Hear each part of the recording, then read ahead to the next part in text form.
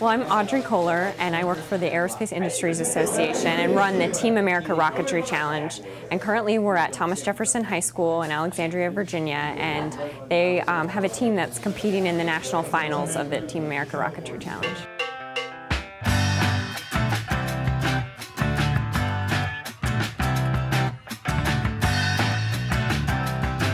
The Team America Rocketry Challenge started in 2003. It was originally formed as a one-time celebration of the centennial of flight, and we had an overwhelming response from students and teachers and government partners and companies that we decided to make it an annual event. And the goal is to get students interested in studying math and science and trying to get them to pursue careers in aerospace.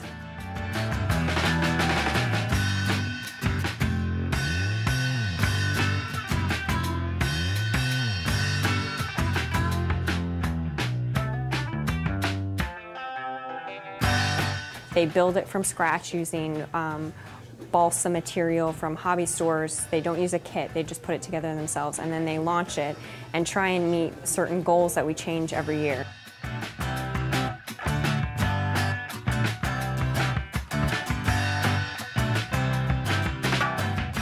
The way that we pack the egg, so the egg has to stay horizontal. So we made this sort of tube that'll hold the egg, so the egg goes in horizontal like this. And then we wrap it with this to protect the sides of the egg. And then with the egg in it, it holds its shape better, but we then pack it in like this. And on the bottom is number 9, the last piece, is the thickest one to be the most protective. There is a teacher instructor who kind of organizes it, and then we also pair them with a mentor from the National Association of Rocketry, and they kind of are the experts on the technical side and can help them, especially first-time teams, get the hang of it and kind of be successful. I worked as an engineer before I came into teaching, and there are engineering design and build processes. And one of the things I really love about this program is you can take some relatively inexpensive materials and you can simulate a full engineering design process. What's the goal? How do we accomplish it? What's the materials? We have computer simulations that allow the kids to fly. First, you have to keep in mind the specs for the competition, like what height you want to reach, how long it has to take.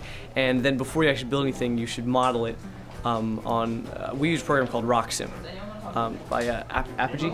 Apogee. Yeah, Apogee makes RockSim. And so then you sort of fine-tune it on RockSim until you get it to the height, which this year's competition was 750 feet, and then try to time your launch so it takes 45 seconds. That's what this year's was. And so then once you figure that out, you set out to start building. And your first rocket you pretty much know is not going to be your final. It's not necessarily a prototype. You're just trying to get a good feel for it and see how it works and get some good data points. Yeah, ours didn't go so well.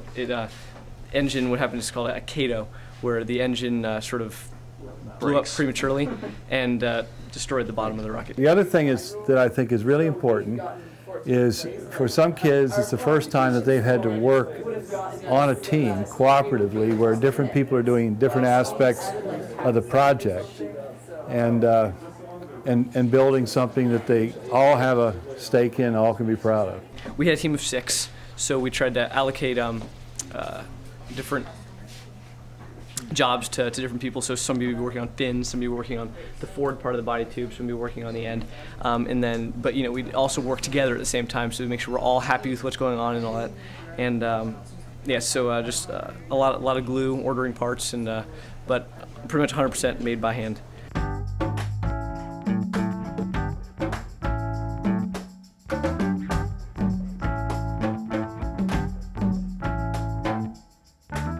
The winning team will get a trip to the International Air Show in Paris this summer.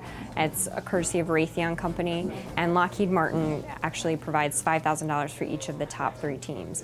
And then there's also the top 20 teams are invited to participate in a NASA advanced rocketry program. The aerospace industry is kind of in a crisis. A lot of the engineers are eligible to retire, and we don't have enough young students going into these fields, and so we definitely need more young students in the aerospace industry. So that's why we're doing it.